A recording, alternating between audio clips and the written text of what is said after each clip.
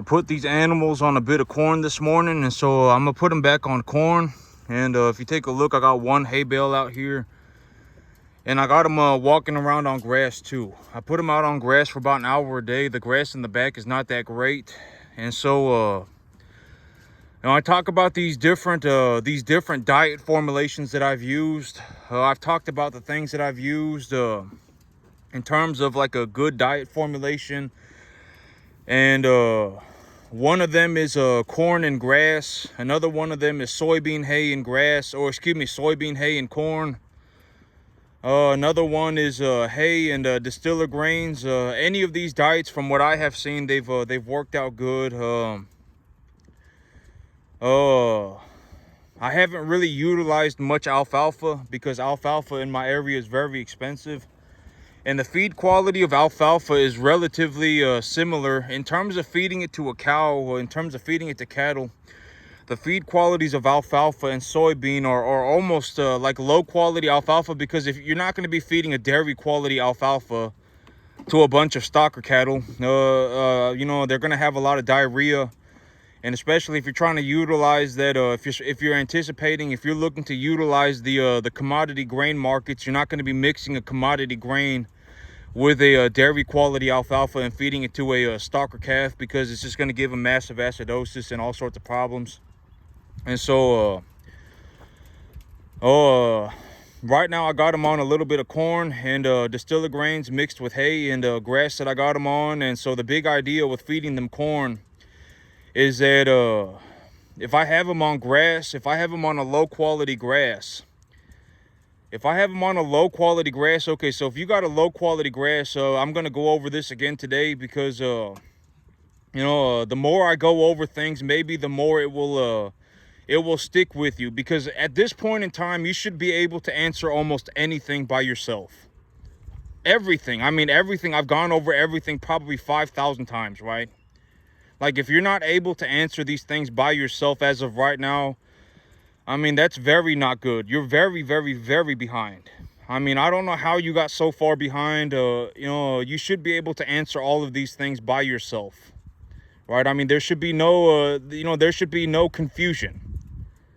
Right, if you have a grass that it's in its early stage of development, its feed values are going to be very high. The protein and the digestibility is going to be very high. And as that grass grows, the feed values will begin to decrease. Right, I mean, I've talked about this, like, this is probably the 10,000th time I've talked about this. Everybody should be able to answer these questions on their own, entirely. I shouldn't even have to bring this up. As of this moment, like when you take a look at my grass, because here's a very realistic, like me, when I take a look at my grass, the idea of feed value immediately pops up into my head. It's no questions asked. I don't need to ask or nothing. It's no confusion, no nothing.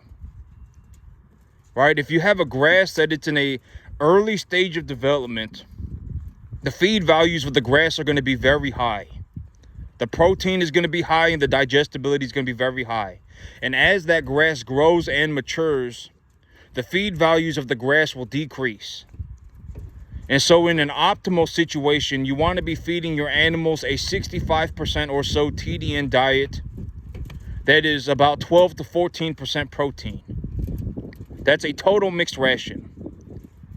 If you're feeding an animal like you're in a situation like me where your distiller grains are 28% protein and you got them on free choice hay and all these different things, the way to get an instantaneous gauge of what is going through your animal in terms of their energy and protein concentration is to take a look at their manure.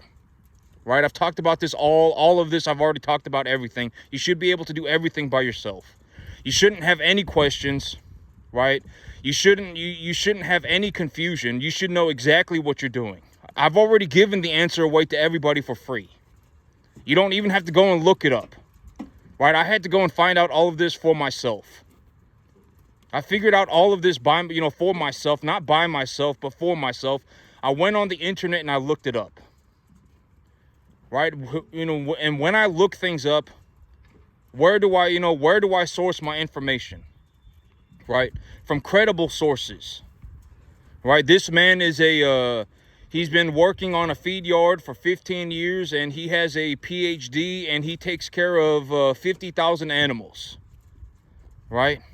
Somebody like that. So it's like, if I want to know, and I've already talked about this too, but like me, in terms of like grading the animal, a living animal, like if I want to learn how to grade a living animal, what kind of animal should I be looking for?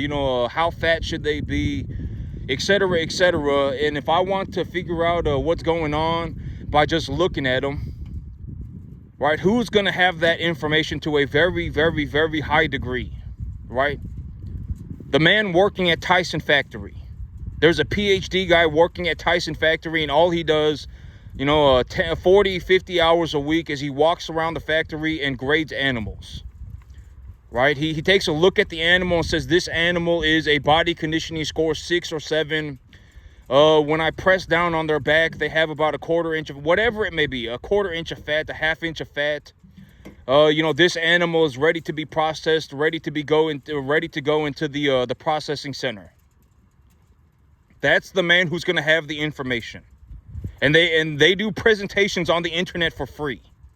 Like, if you went on the internet right now and looked it up, you could find the exact guy that I'm talking about. He works at a meat factory, like a massive multi-billion dollar meat factory, and he grades cattle all day, every day. That's just his entire job. That's all he does. And so when he talks about, when these animals come through the factory, these are the qualities that we are looking for. The animal should be this fat. The animal should have this kind of, body structure, right? I mean, we're looking for these type of animals, right? He's going to have the information. So, figure that portion of your pie out from watching his presentation, right? If you want to figure out, what kind of grass should you be growing, right? Go on the internet and look it up. Right, I mean, and look up credible sources. Don't go and ask Billy Joe Bob what he's doing, right? I've already said that the average person is not born an idiot. They are turned into an idiot throughout their life, right? So don't go and ask Billy Joe Bob, right? Go on Google Scholar and look it up. Feed values of winter wheat. How to determine the growth cycle of winter wheat. Right, I mean, then you'll go and you'll learn about all these different things. Growing day, degree hours. If it's this many degrees in the day, and it's you got this many degrees. If it's this Fahrenheit, then you plug that Fahrenheit into this formula, and when you utilize this formula, it will give you a graph, or it will give you a number, and then you plug that number into this equation. And when you plug that number into the equation, you can start to determine what stage of development, when to anticipate that your grass is going to enter what stage of development, right? You can do all of this stuff on the internet for free. I did it. And I'm not telling you to go, and I'm giving away as much information as I can for free, right? I'm giving the best information that I can, and the most information that I can away for free. I'm not, I had to do all of this by myself. I learned how to do this, all of it, by myself. So if it's 75 degrees in the afternoon, and you got your temperature in Fahrenheit, then you're accumulating an X number of growing day degree hours a day. And when you're at a certain multiple of that number, you can anticipate that your plant, that your winter wheat is going to start entering the early flowering stages of development. Well, that number is not going to be right on correct, right? It's not going to be 100% correct, but it will be relatively correct, right? It will be more correct than it is incorrect. Right, and another way to visually inspect your plant, like if you wanted to tell, if you went out to your field right now and took a look at your plant, and you looked at a chart of winter wheat, the different growing stages and the feed qualities of the grass in those different stages, and you realized, oh, okay, so what I'm looking to do is feed my grass when it's at a early flowering stage of development. Why? Because when it's at its early flowering stage of development, the plant will begin to bolt. It will begin to accumulate biomass very rapidly, and the feed values of the grass will be at relatively optimal values. And as those feed values begin to drop, you can supplement their diet with a bit of corn. If you're seeing your animals, if their manures are clumping up too hard, you can just supplement them with a little bit of corn. Right? It's very easy. And so, it's not rocket science, right? I mean, it's more about learning correctly. Once you've learned correctly, it's just about practicing. Once you actually have learned how to do it, you need to go out and practice. Right? You practice and you practice, and maybe in 12 years you will have made it. Right? You're not going to make it tomorrow. You're not going to make it next week. You're not going to make it in 6 months.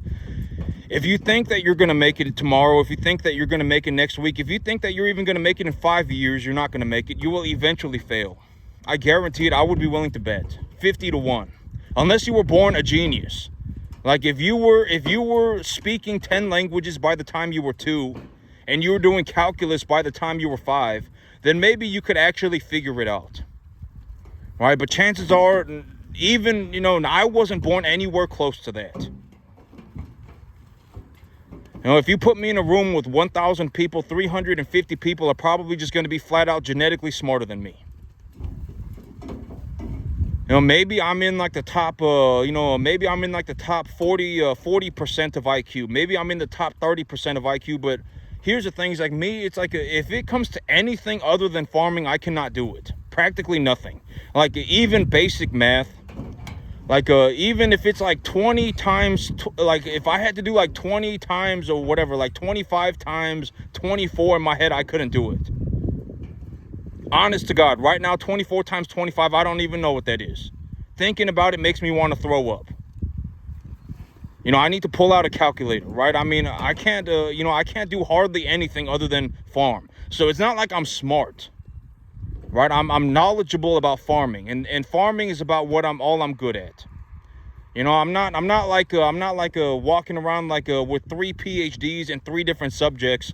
That's not me, right? I've always said, the thing about me is that I'm just very, very, very good at farming, and that's about it. I don't really worry about math. I don't worry about anything else, right?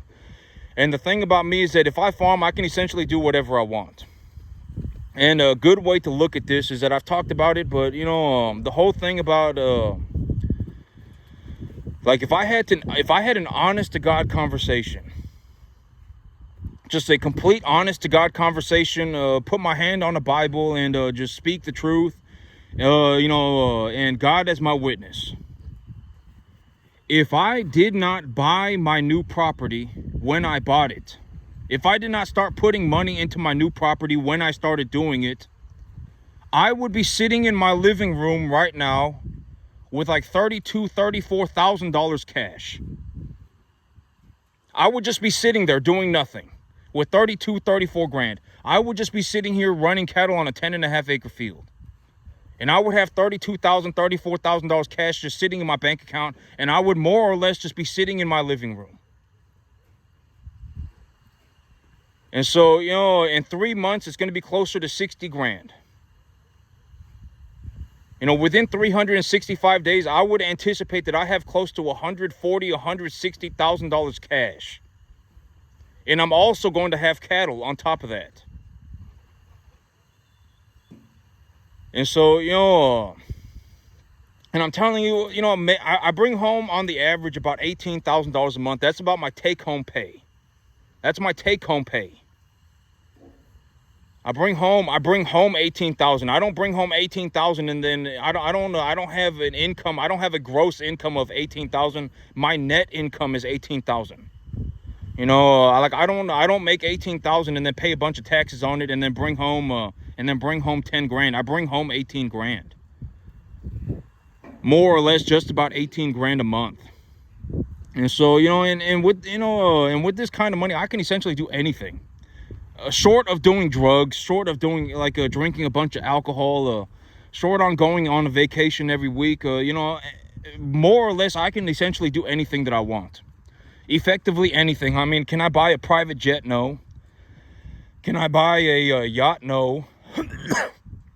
But I mean, if I want to go and buy $1 million worth of real estate, I'll go and buy $1 million worth of real estate. If I want to buy 200 cattle, I'll buy 200 cattle. If I want to buy 500 cattle, I'll buy 500 cattle. If I want to put away 20,000 pounds of feed in storage, I'll put away 20,000 pounds of feed in storage. If I want to go and buy a $100,000 tractor, I'll go and buy a $100,000 tractor. And even after I do everything, I'll still have like $8,000 a month left over.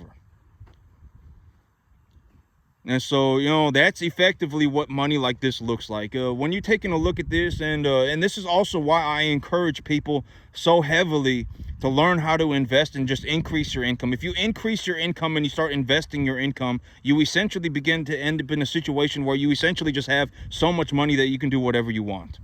And it starts at about $8,000 a month. If you bring home $8,000 and you invest half of it and you live on half of it and you just stick to it for about 8 years, you essentially, by the end of the 8 years, granted that you don't ruin it for yourself, you essentially effectively have so much money that you can do whatever you want. And I've already said, no, you should not be trying to become a farmer, right?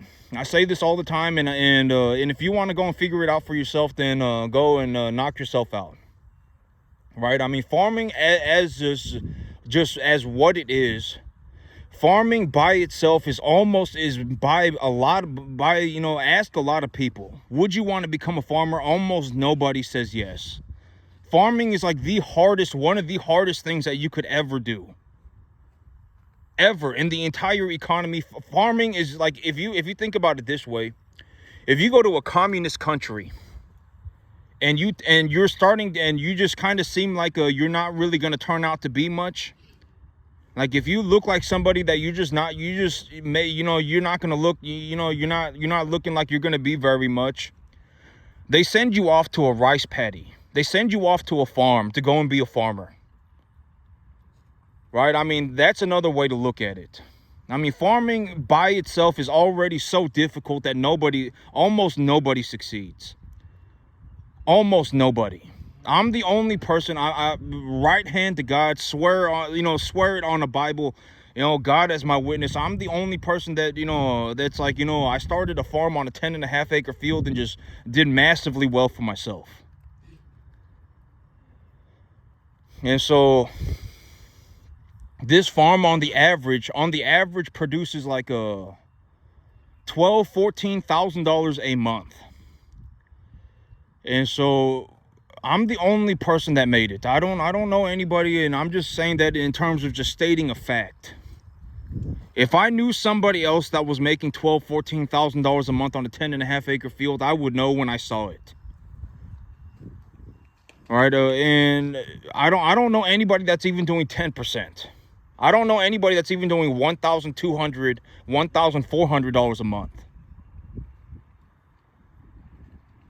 And in all honesty, I've been dumping money into my new field. And so if I had not been doing that and I had just been reinvesting my earnings, I mean, my income would be closer to $15,000 a month. I would have easily raised my herd size from 40 to 50. I've already put close to like $24,000 into my new property. And so, 24. So like if I did not do what I did when I did it, effectively, I would have about 32, 34. I would be sitting in my living room right now with $34,000 cash. And I actually thought about this, and I think that this is an interesting thing to maybe, if I gave you my whole perspective, it will just show you, give you the opportunity to see what it looks like. Because I've already talked about this, but me, I generated close to probably about $2 million. I generated close to about $2 million on a 10.5 acre field, and I managed to do it with an income of about $25,000 a month. If I include my cattle, right? If I include my cattle as a cash equivalent, why do I consider my cattle a cash equivalent? Because I selectively choose number 1 to 1.5 type medium large frame animals. 90% of my animals are 1 to 1.5 type medium large frame. Right? I selectively choose these animals, and then when I give them an appraisal value that is relatively fair, I take a look at my animals. Oh, these animals are, maybe they're about 8-9 months old, and they have a body conditioning score of 6, and 1 to 1.5 type medium large frame. The feeder cattle market sitting at about 235. Average weight 450, 40 animals, right? That's how I appraise my animals. Right, I give them a fair appraisal value. And if I give them a fair appraisal value and I'm running commodity type cattle, I can liquidate my animals essentially any time of any day. Right? People are buying beef 24 hours a day, 365 days a year. People are buying beef. The cattle market is very liquid. You can go and you can sell your animal whenever you want. Whenever you want. The cattle market is very liquid. And so if I give them a fair appraisal value, and then I consider that the market is very liquid, then it's essentially just a cash equivalent. And when I think about it like that, well, then I'm actually make closer to about $325,000 a year, and that's my take-home pay. You know, maybe my take-home pay would be closer to about $275, something like that. And you know, and this is also why why is it so important? You know, why do I put such an emphasis on learning how to invest and just increasing your income and not worrying about these la land journeys, right? Don't go on a la land journey. Don't go on a mystical, magical adventure. You know, just think about what you're doing and think, you know, and increase your income, and then just invest your money. Right? Don't go on some mystical, magical journey. Don't go on some I fell out of heaven at 7 and I'm about to throw a Hail Mary and it's going to turn into a magical adventure for me. Don't go on anything like that. Just look for something that can objectively increase your income. Right? I mean, and it's like if you and I've always said don't give up hope, right? Like, don't be in a situation where it's like, oh my God, I can't become a farmer. Don't give up on yourself, right? I mean, go and find something that you can do and then go and do it. You know, buy a rental property, buy a business. You can buy a business that has no real estate. You know, there are many things that you can do to still make money. And after a certain point, the money does not matter. After a certain point, the money does not matter. I'm telling you, after about, when you start making about $8,000 a month, if you bring home $8,000 a month, you can effectively buy anything on the entire planet. Granted that you have a long enough investment time frame and you don't act like an idiot.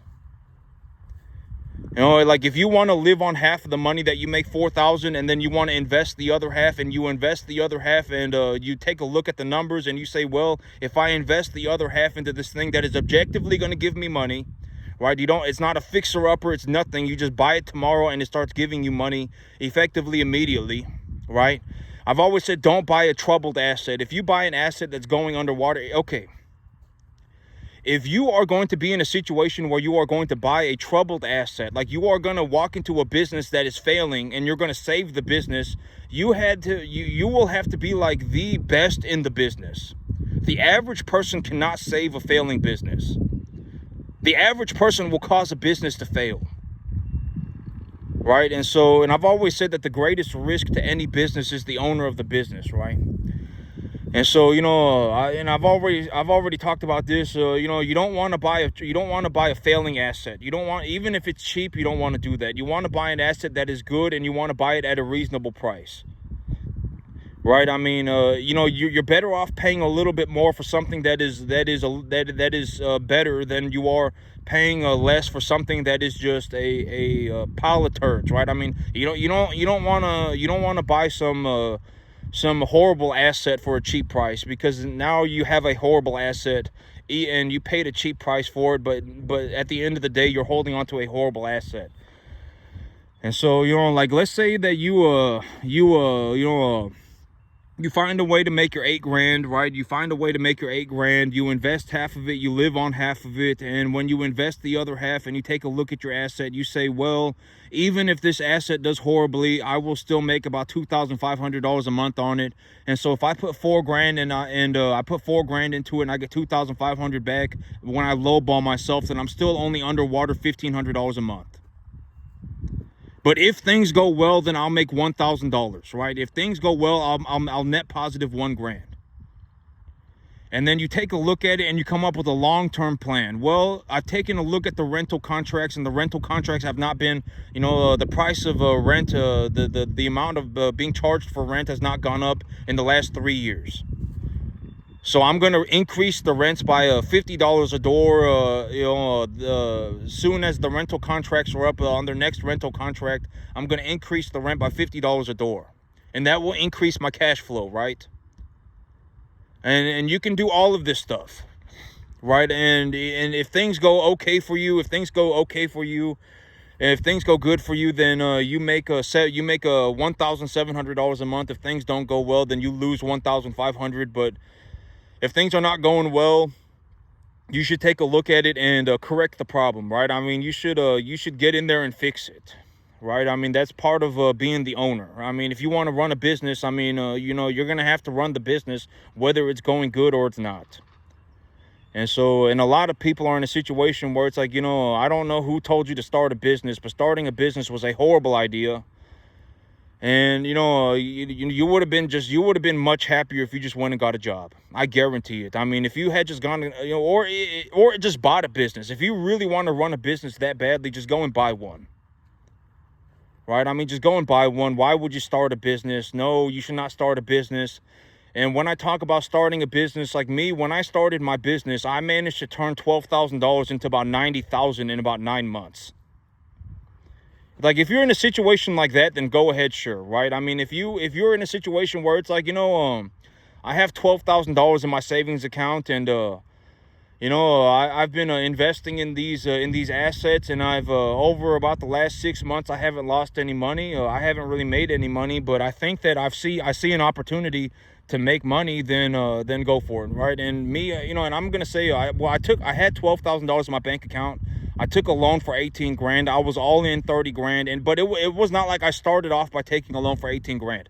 I had 12 grand. I was slowly investing my 12 grand. And by the time I got done investing my 12 grand, I took a look at my assets. I took a look at what was going on. I had somewhat of an understanding of what I was doing. And I realized that I wasn't losing any money. If anything, maybe I was making a little bit. And so I took a loan for 18 grand and invested that 18 grand. I was all in for 30 grand. And over the next 9 months, the cattle market almost went up by like 225%. And so I went all in 30 grand. And if the cattle market did not go up by 225%, I would have maybe made 15 grand. But because the cattle market went up 225%, I actually ended up making like 60. And then I also got my 12 grand back. And so I was sitting there, it's like I had put $12,000 into this thing, and I had made $72,000 back. And if that's the situation that you're in, then sure, go ahead and start a business. Right? Like if you think that you can turn even 12 grand into 45 grand, because if the cattle market had not doubled, right? If the cattle market had not gone up by practically over double, I would have still made like 15 grand, and then I would have gotten my 12 grand back. And so, I mean, if you think that you can double your money over the next 9 months, I mean, because effectively that would be like making a 135% return on my money over 9 months.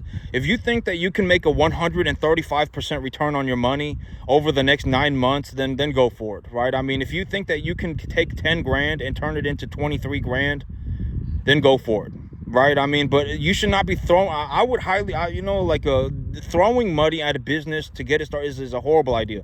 Like, if you're throwing money at something to just get started, that's not good, right? I mean, you don't need money. I've already talked about this. The idea is that, you need to develop an understanding that the money is the easy part. Whenever you take a look at anything, making the money is the easy part, right? I mean, and this is a very good example.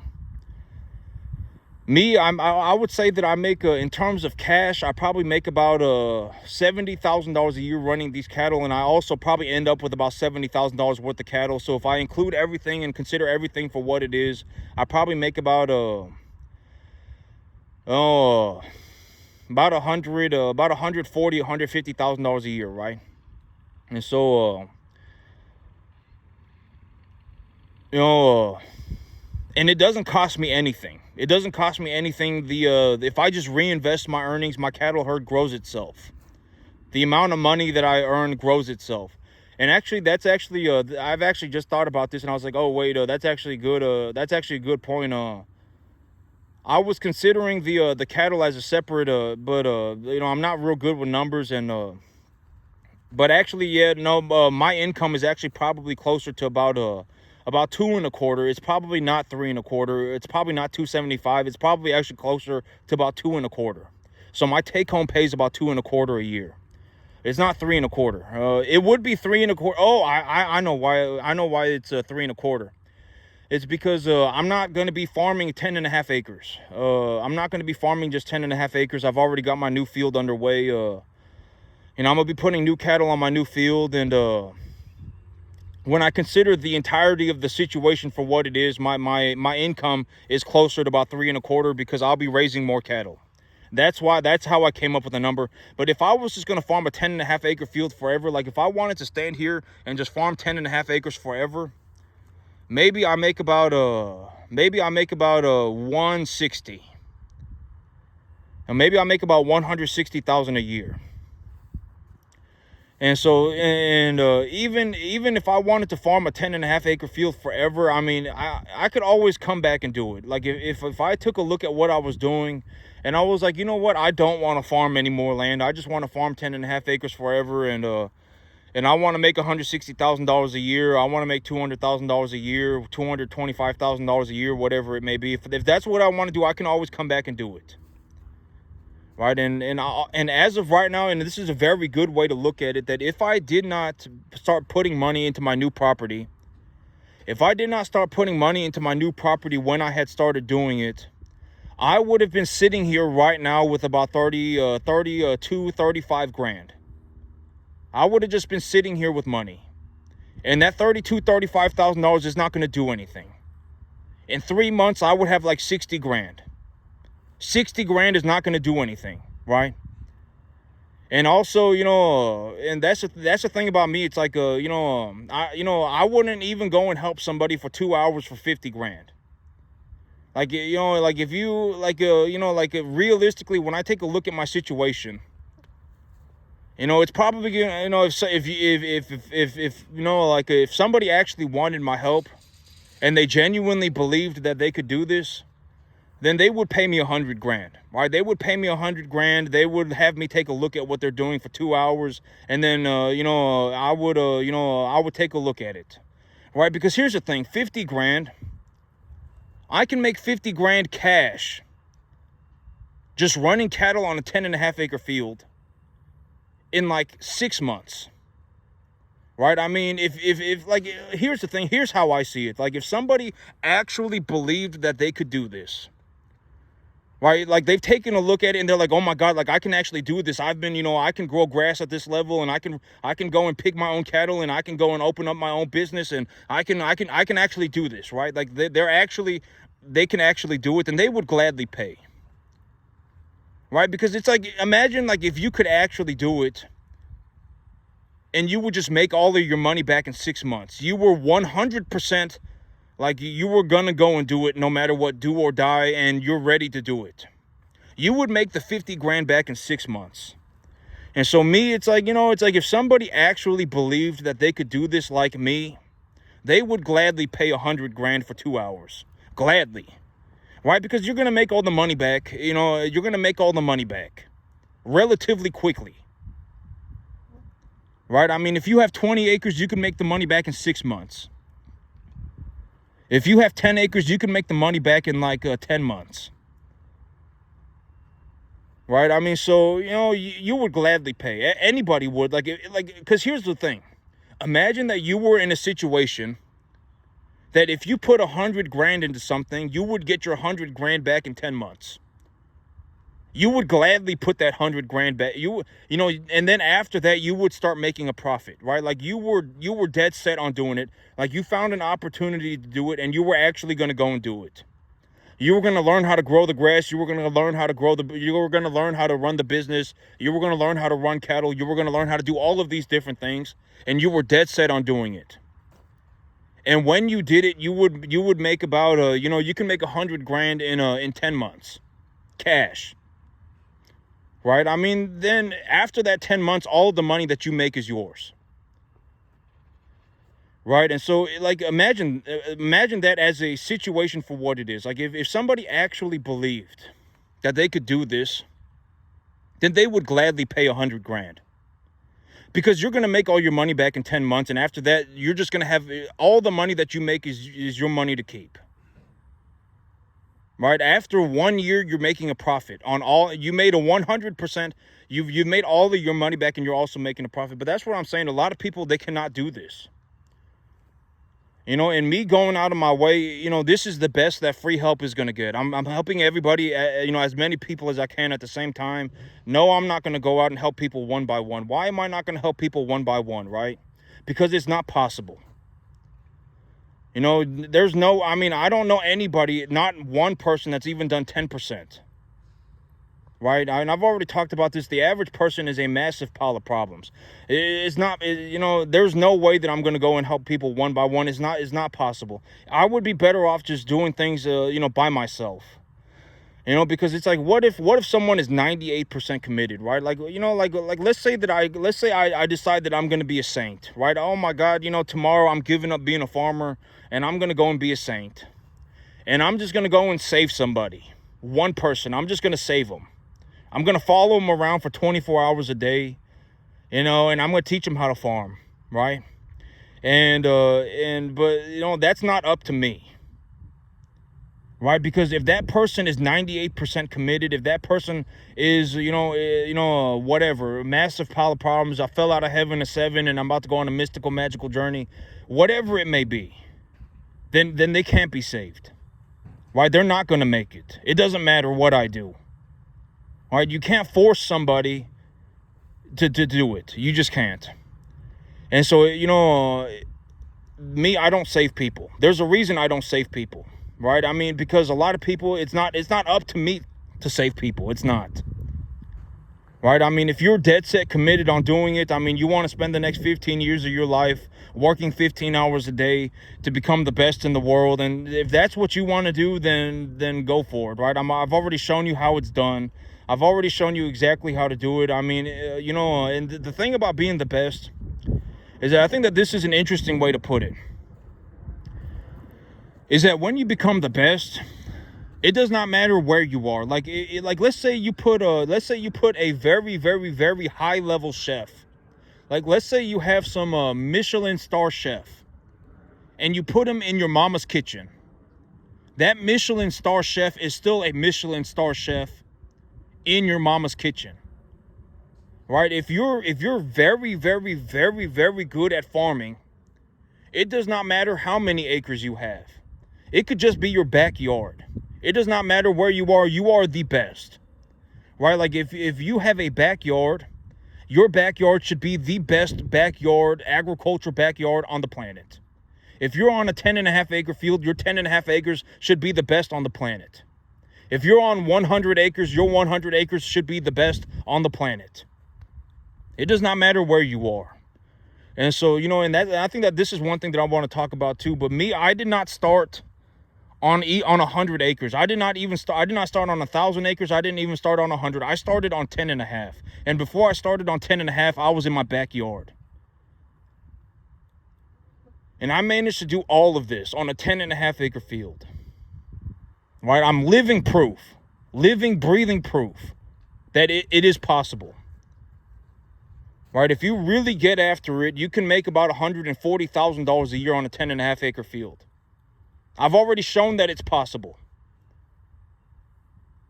Right? You shouldn't even worry about not making it anymore. Right? I mean, the way that I look at it is like me, it's almost like I was in the darkness for like 13 years.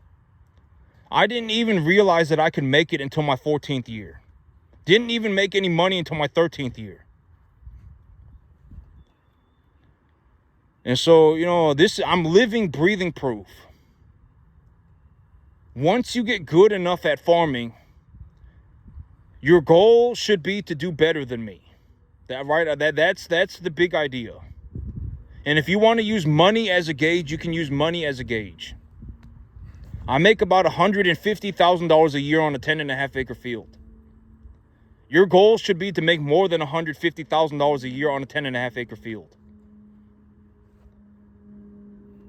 Right? Your goal should be to do better. Right? It should not be, and it should not be to, like if you're sitting there and you're going, I fell out of heaven a 7 and I'm on a mystical, magical adventure, and whatever it may be, right? I mean, and I've already talked about this, but one way to think about it is that if you gave up, okay, imagine it this way, right? Like this is what I talk about, right? Like if you gave up everything, 100% of everything that you were doing right now, and instead focused yourself on making $15,000 a month.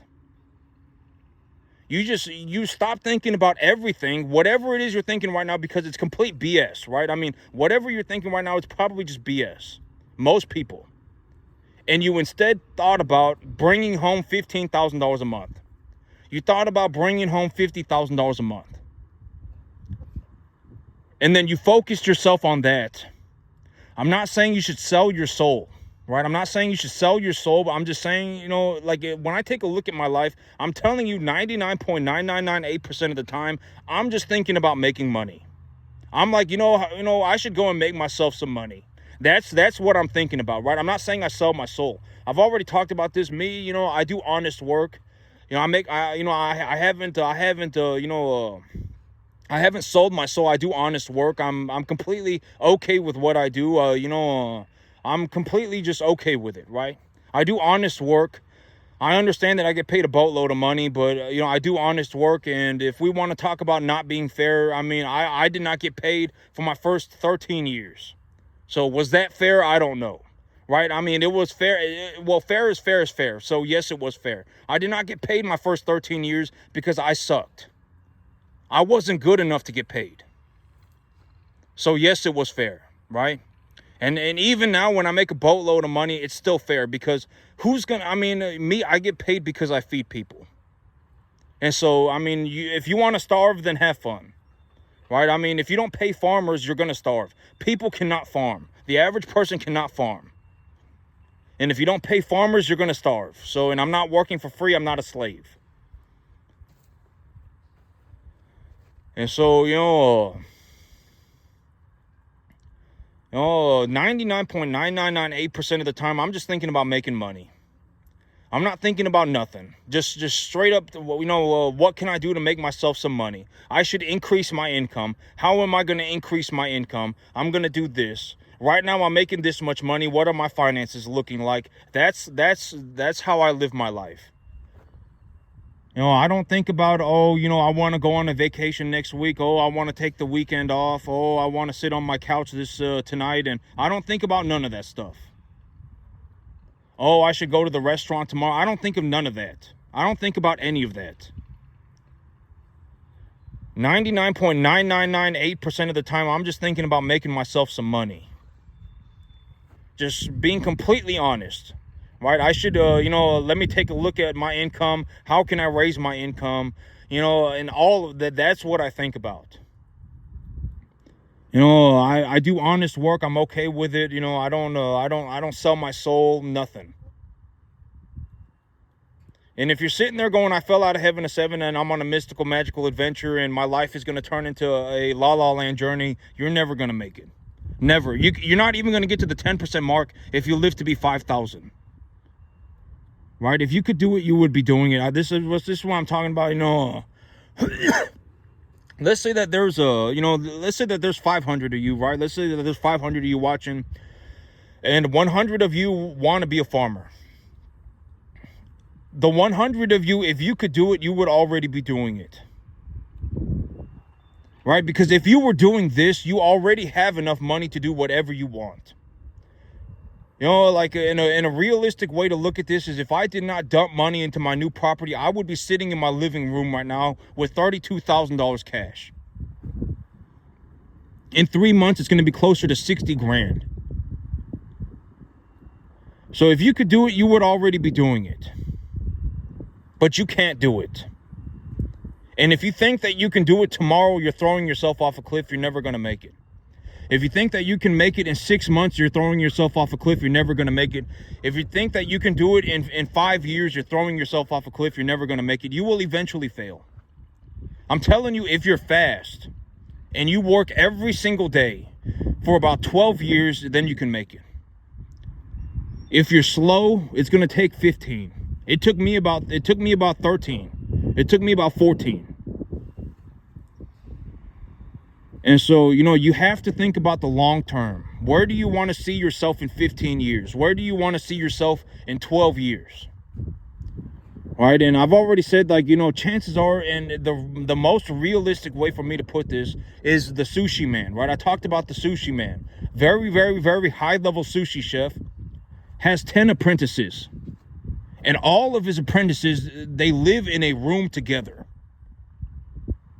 And the first 3 to 4, like, it's like the first like 3 or 4 years, they don't even get to touch a fish. And all they do is work on sushi every single day, 7 days a week. First 3 or 4 years, they don't even touch a fish. If you're not like that, you're not going to make it. Like, if you're not willing to abandon everything that you have to go and learn how to do it, you're not going to make it. Not to this level. You probably won't even get to the 10% mark if you live to be 5,000. You know, I would bet money.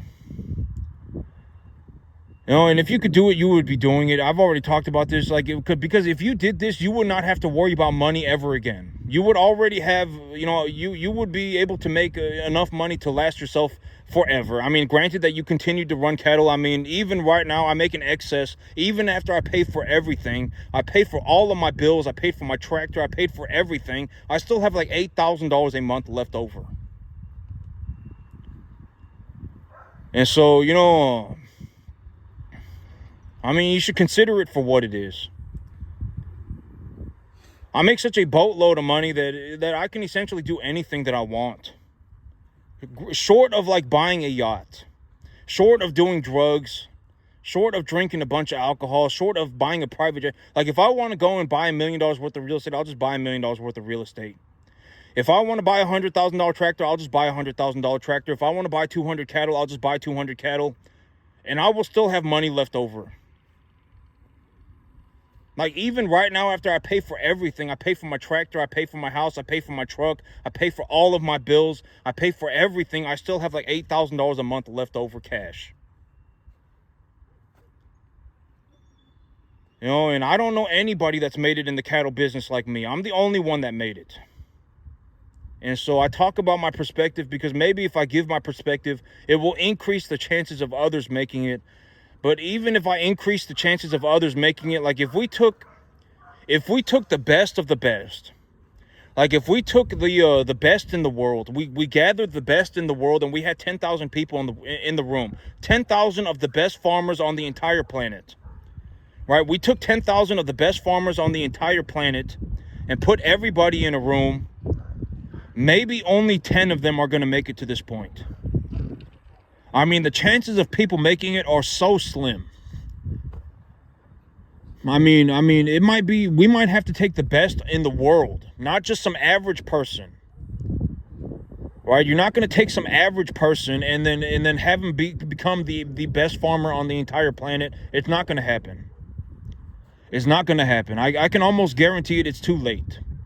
If you took an average person and attempted to turn them into the best farmer on the entire planet, it just could not happen.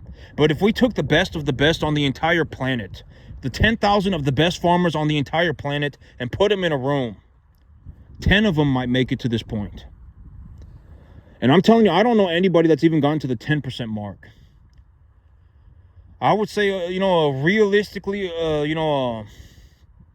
just honest to God, I probably do about close to about, if I pushed my profits up a little bit, and if I was like, I'm just going to farm 10.5 acres forever, I could probably get up to about $200,000 a year on a 10.5 acre field running commercial cattle. That's my take home pay. My take home pay probably could be about 150, 175. And I don't know anybody that's even doing 10%. I don't even know anybody that's doing $15,000 a year on a 10.5 acre field. Not even close. And so, That's it for me today, YouTube. Y'all have a good one.